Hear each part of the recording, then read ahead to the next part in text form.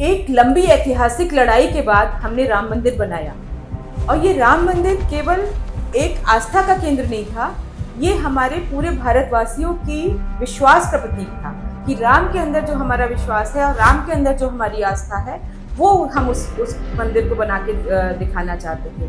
पर आज ये क्या किया हमने, आज जो है वहाँ पे चंदा चोरी का जब हम सुनते हैं तो हमारा सिर जो है वो शर्म से झुक जाता है। क्या इस दिन के लिए हमने ये मंदिर बनाया था?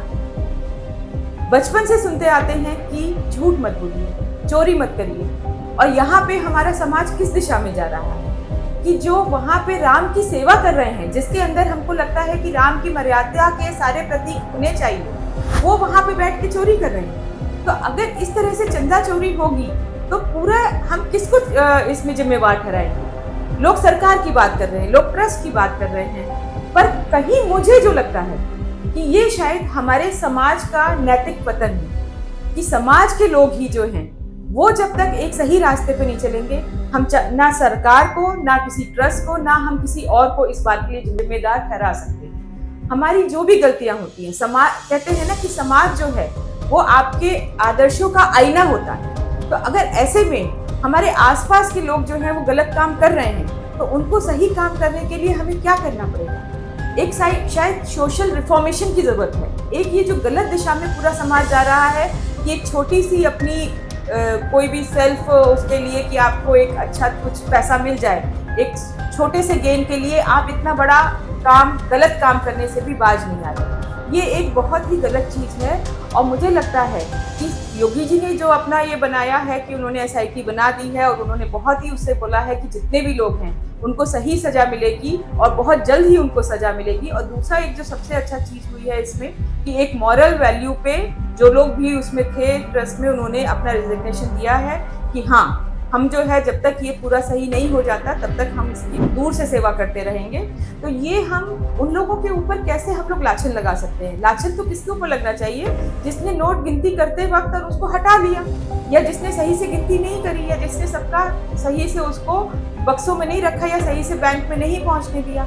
पर यहाँ पे अगर हम कहें कि सरकार की गलती है तो सरकार तो अपनी तरफ से आपको पूरी फैसिलिटी दे रही है। अगर हम देखें कि जब से राम मंदिर बनना शुरू हुआ है, अयोध्या का ट्रांसफॉर्मेशन हो गया है। और चढ़ावा किस लिए चढ़ाया जाता है?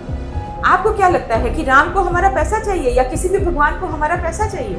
नहीं, ये जो पैसा हम देते हैं, हमेशा चढ़ावा चढ़ाते हैं, वो इसलिए चढ़ाते हैं कि हमारी तरह से जो भी यात्री वहाँ पे राम के दर्शन करने के लिए आ रहा है उसको एक फैसिलिटी मिले।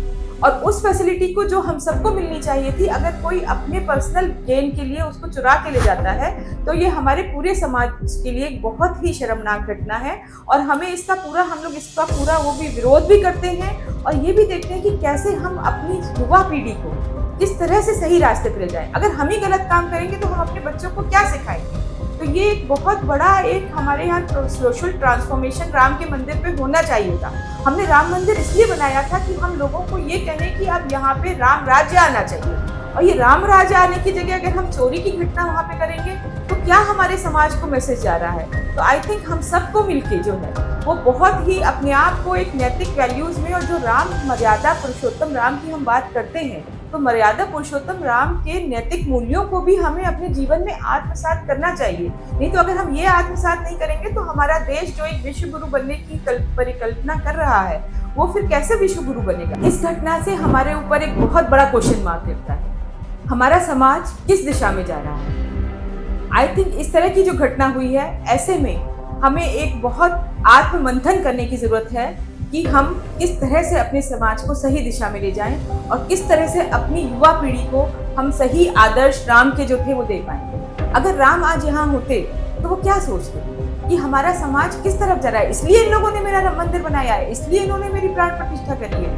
तो ये एक बहुत बड़ा सवाल हमारे समाज के सामने आज आया है कि हम राम मंदिर तो बना लिया, राम की प्राण प्रतिष्ठा भी कर दी, आपने ध्वजारोहण भी कर लिया, पर अब उसके बाद हम किस तरह से राम के मूल्यों को अपने जीवन में आत्मसात कर पाए, ये समाज का काम है। ये किसी सरकार का काम नहीं हो सकता, ये किसी ट्रस्ट का काम नहीं हो सकता, ये किसी दूसरे का काम नहीं हो सकता।